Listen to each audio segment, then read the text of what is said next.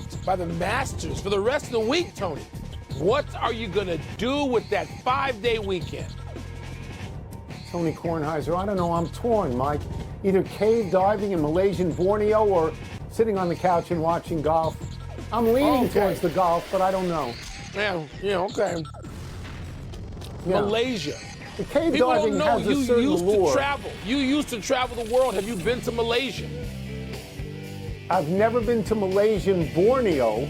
I've never been to that. It was a little far from me. Welcome to PTI, boys and girls. In today's episode, Dan Hurley is confident Kentucky needs a head coach, and Scotty Van Pelt joins us from Augusta for 5 good minutes. But we begin today with Connecticut holding Purdue to just 7 attempts from beyond the three-point line last night. Purdue, the second best three-point team in the country, made just 1.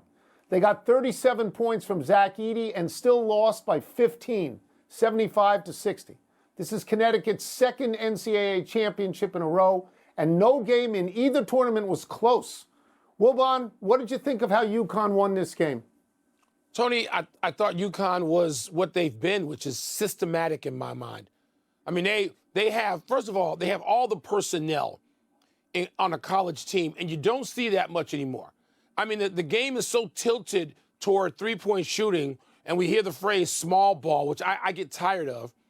Connecticut has shooters, they have size, they have depth, they have people who can operate in the middle of the court. They have everything that a team needs to have. And teams used to have this when people stayed and learned how to play basketball for 2 or 3 years. Most schools don't even, the Power 5 schools don't even have that anymore. These kids know how to play, and they are damn sure well coached. They are a machine. And, Tony, they're systematic. It struck me last night that Purdue, or anybody else, but Purdue, would have to play a near-perfect game. Villanova once did that in the final to beat another systematic juggernaut, Georgetown, by 2. So if Purdue had played a perfect game and shot 90% in a half, they might have won. But that's asking too much, as great as Edey is. And so UConn, tip of the cap to everything they've done. Yeah, I think it starts with the buy-in from the players, because they've got a coach who essentially says, Zach Edey can score 50, and they won't beat us if we take away the threes. So the UConn players went out on the perimeter and they took away the threes. 7 attempts. Purdue normally shoots 20. 1 make. Purdue normally gets 8. That's minus 21 in points for Purdue. And to me, that's great coaching. I mean, I look at Danny Hurley now and the way he goes through these tournaments. It's now, what is it? 2 tournaments, NCAA tournaments, 12-0, and nothing fewer than 10 points. This time, they averaged a win by 23 points a game. Last year, it was 20 points a game. I mean, I think that's coaching. There's only 2 other guys who are active, Rick Pitino and Bill Self, who have 2 wins like Hurley, and Hurley's significantly younger and should have a greater future. I'm giving them a lot of credit, Mike, a lot of credit. Well, after the game, Hurley made the case that his Huskies have a place in history. Hurley told reporters, quote, I think it's up there in terms of the greatest 2-year runs that a program maybe has ever had. To me, it's more impressive than what Florida and Duke did because they brought back their entire teams. We lost some major players, close quote. Tony, I am not with Hurley. Are you? Okay, you just heard me say how much I love Danny Hurley as a coach. I love him too. I think he's great. terrific. He's great. He has routined this tournament for 2 straight years, like it doesn't matter at all. I'm not sure I'm with him on this. I will concede the point that Duke and Florida brought back everybody, and Hurley had to replace 3 guys, maybe his top 3 guys. I concede that point.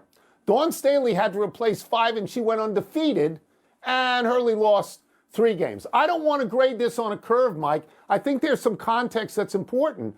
Duke returned all their players because in those days, everybody returned their players. Everybody. Michael Jordan left after 3 years, but most guys stayed all 4. Florida guys said, let's do it again, and they came back, and also not that many one-and-dones at that period. So Hurley gets to face teams that are not full and complete teams because they've got a bunch of one-and-dones, and they're not mature as teams. That's not true for Purdue. Purdue was a mature team. But Duke had to do that every game, right? So I'm not certain I'm with him on this. Tony, I like these. I'm glad he said it because these things are fun, especially when there's some sense of history. And Danny Hurley is in a basketball family steeped in history. So Danny Hurley not just popping off. This is not a hot take. Yep. All right. So I respect where he's coming from, absolutely. But no. And I'm gonna go something very specific. I'm gonna zero in on the Duke team. And nobody on these UConn teams last year or this year ever Ray Allen's in the company of, other than that, as good as Grant Hill? No. So Duke had a guy who was a sophomore, a junior, and then a senior. Grant Hill nearly won a national championship when Christian Laettner was gone. He nearly did. Scotty Thurman of Arkansas beat him with some heave. Otherwise, Grant Hill would have 3. Okay, so no, nobody on UConn's as good as Grant Hill. I don't mean the Grant Hill that played in the NBA. I mean the Grant Hill that played at Duke in a Duke 33 uniform. Yeah. Nobody. So no, I'm not going there. But you can put them in the fact that you can put them in a discussion again is a tip of the hat to Danny Hurley and everything they got going on. I'm going to say this. Hurley talked about the last 30 to 35 years. I'm older than that. You're older than that. I'm going to go back to the 2 years that David Thompson was at NC State when they went 27-0, couldn't play in a tournament because of recruiting violations, and he was worth it, and then beat Bill Walton the next year and went 30-1. And I'm going to go to Kareem at UCLA. 3 years in a row, won them all. Pick any 2 you want. Here's the menu. 88-2. 30-0, 29-1, 29-1. 88-2. I mean, you know. Right? It appears that Danny Hurley, Jay Wright, and Nate Oates have removed themselves from consideration for the vacant Kentucky job. It's clearly one of the most prestigious jobs in the country. Last time they hired a coach was John Calipari, a year after taking Memphis to the Final Four. Wilbon, where does this leave Kentucky? Tony, it leaves them in a fascinating place, and part of it has nothing to do with Calipari's departure. It has to do with where college basketball is going. And we've been talking about this publicly on this show and privately, you and I, in phone calls for the whole season. We've been talking about this, and I don't know where it leads Kentucky because there's some young guys out there that we may not even know and think of as names, and Kentucky may be too scared to go with a neophyte, but they may be able to do a great job in Kentucky. I don't think Kentucky's going to just go out and get some famous guy to come in and be better than John Calipari. I don't believe that for a second.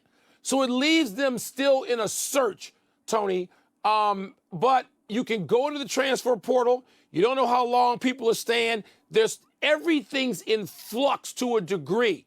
That it's not the old days where you're going to saddle up because you got a famous coach and just go through it. I believe Kentucky better be careful that they're not Nebraska football. They better be careful in their arrogance. And nobody's more arrogant than Kentucky basketball, that they're not Nebraska football. All right, so I find it understandable that Jay Wright wouldn't be interested in Kentucky. He has 2 championships at Villanova. He's great on television. I don't think he's going to coach in college again. I find it understandable that Danny Hurley wouldn't be interested in Kentucky. He's got it going. Connecticut in the last 25 years has 6 championships for the men and 11 for the women. Connecticut is college basketball. Everything else is a step down.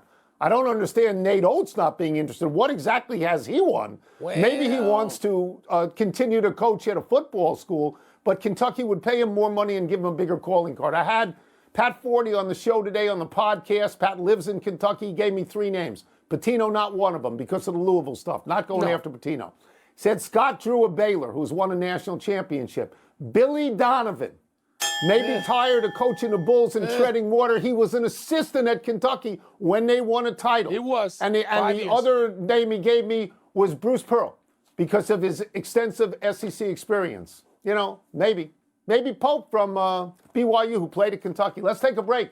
Coming up, Tiger says he can win the Masters if everything comes together. We'll ask Scott Van Pelt where things are right now. We'll also ask him to describe the pressures on favorites, Scotty Scheffler and John Rahm.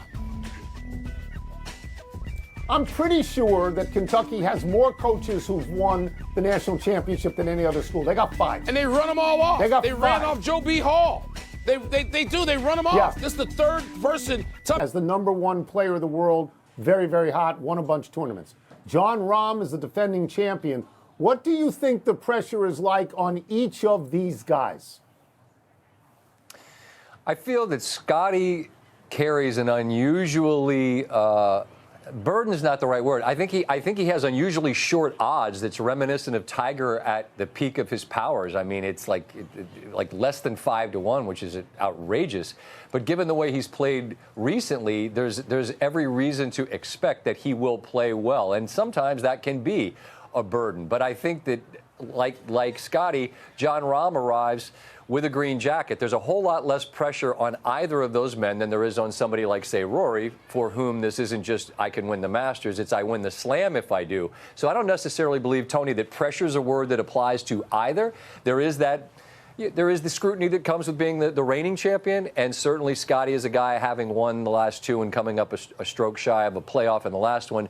Everyone thinks they'll play well, but I don't believe either feels any burden at all. So many great players, of course, Scott, in this field, including Justin Thomas, who sort of split with Bones Mackay, his caddy, recently. What can you tell us about that and the state of JT's game as he goes into Augusta?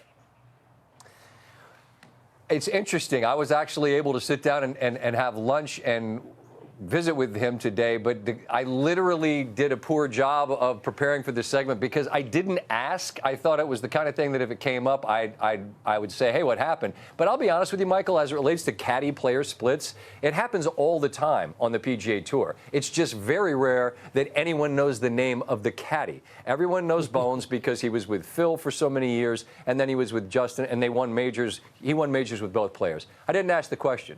But I know that JT has been up here in advance of the week and has been working hard this afternoon after he played this morning with Tiger to try to get things dialed in. He, like a lot of well-known players, whether they've won majors or not, have not had the best spring run-ups. But there's so many players that arrive here, and this place is just like manna from heaven, right? It's just the kind of thing that gets them ready to roll. It wouldn't shock me at all if Justin played well, but I did a poor job of finding out any scoops on what happened between he and Bones. Listen, you mentioned something that we want to move right into, and it's so natural a segue, Scott. Tiger, speaking of manna from heaven, and guys who've had no spring run-up, what Tiger says he can win if everything goes right. What are you, having seen Tiger all of his career, what are you expecting from Tiger Woods this week? It's so difficult to answer that question because I'm truly just guessing because we haven't seen him, Michael, finish rounds, right? I mean, his body has reached the point where the back is fused and the leg has gone through so much because of the accident. He's had so many different surgeries that his body is betraying him. So sure, he's going to sit there in a presser on Tuesday and stare out into the media center crowd and say, I can win. And you're going to go, well, we'd feel like an idiot if we said he couldn't. And yet his inability to just finish rounds makes it hard to think that's possible. But I'm speaking to Justin, he played with him today, and he said he hit it close on 7, and he's like, he's going to win, right? All the patrons are going crazy. He's like, he's going to win, he's going to win. And all it takes is like a birdie on the par 5 second early in the first round, and you'd be like, here we go, right? I mean, you'll never doubt the man. It's just hard to believe given how little we've seen him be able to play in the last couple of years. All right, Scott, we will get you out of here on this, and it's the anticipated question. There are 13 live players in the field. There's supposedly, we always hear this, ongoing negotiations to merge the tours in some way. You're on the ground there. What is the mood of the players on both sides on all of this? Tony, the appetite for this fight seems to have been abandoned by both sides. I mean, when Rory McIlroy, who I always think of as sort of Jon Snow drawing his sword to fight the whatever, what was it, the White Walkers? I don't know. I'm not a Game of Thrones expert. But he was the guy out front for the PGA Tour, right? He was the most vocal. Those guys can't ever come back, and the hell with them. And now Rory's like, what are you going to do? We should probably figure this out. And so I don't think that either side has any appetite for a fight. John Rahm saying we should play 72 holes on LIV. I'm like, you understand what LIV is, right? That's 54. That's the name of your tour. So I don't think anyone truly cares. And I think the sport is, I keep using the word adrift, and it feels like something seismic has to happen to get everybody under the same umbrella, so to speak, under the same roof, under the same governance, something. Because as it is, you're just kind of left with you're over here, we're over here. The good news for us as golf fans is that we have everyone together this week. Coverage starting 3 o'clock and on ESPN Plus and SportsCenter updates. So, you can watch them all this week anyway. Such a great way to get that plug in. I admire that. Thank you, Appreciate it, Scott. Yep. Thank you so much, man. Always, boys. Thank you. Let's take one last break. Still to come, my Nationals get to the reigning NL Cy Young winner. What about how'd your Cubs do? They 8-0 lead. I'll take that every day for 162. We got to talk about that today. How did it end really? up after 9? Yeah, I don't know. By the I was at the ninth national inning, championship game. I abandoned it. Oh, 8-0 lead. it would be easy to lay some blame on Arise, who's only batting .250. Most teams are satisfied if their second baseman hits .250, but much more is expected out of Arise. Last year, he led the major leagues in batting average and singles. 354 and 160 singles of his 203 hits. The year before, when Arise was on the Twins, he led the American League in batting at 316. Arise is one of only 2 players ever to lead both leagues in batting. DJ LeMahieu did it with Colorado and the Yankees, but Arise did it in consecutive years. Okay, Tony, over under for Arise for the season. We check back in October 1st. What's he going to hit? I'm going to say 303. I'm saying he's going to zoom it right up. Yeah, I'd go as high as 310. I would. Okay. Happy anniversary, We're the Russell same Westbrook. On this day 7 years ago, Westbrook passed the great Oscar Robertson for the most triple-doubles in one season with 42. Westbrook finished this game with a buzzer-beating 3 to lead Oklahoma City over Denver. Westbrook had 50 points, 16 rebounds, 10 assists. Westbrook is the all-time leader in triple-doubles with 198. The triple-double has become routine lately. Nikola Jokic, Mike, already 4th all-time with 130. Just 8 behind Magic Johnson for 3rd. LeBron James 5th. James Harden is 8th. But Luka Doncic is already 9th, bearing down on Harden. Domantas Sabonis, 1 shy of tying Larry Bird for 10th. Wilbon, why are there so many triple-doubles now? Tony, just like the game is positionless, it's taskless. You're not just looking for a power forward to get you 12 or 13 rebounds. Everybody rebounds, everybody shoots. People do so many things because they are so skilled. So, the phrase, stay in your lane? The lane is this wide. People are not just allowed to do everything, they're encouraged to do everything. I think it makes for a better product. I do. Happy trails to last night's games for 3 baseball teams. Milwaukee got beat 10-8. Cincinnati's Ellie De La Cruz hit 2 home runs. The first he hit lefty, a 450-foot crutch job to center. The second he hit righty, and inside the Parker, as Sal Frelick missed the diving catch coming in from center, and the ball rolled to the warning track. The Giants lost to Washington in Blake Snell's season debut for San Francisco. Snell had a 1-0 lead early, but walked 2 and gave up 2 RBI singles in the second. He was lifted after 3 innings and 72 pitches, having struck out 5, but allowing 3 runs. And your Cubs lost an 8-0 lead to the Padres. Went down 9-8 on a home run by Fernando Tatis Jr. on the 20th anniversary of the opening of Petco Park.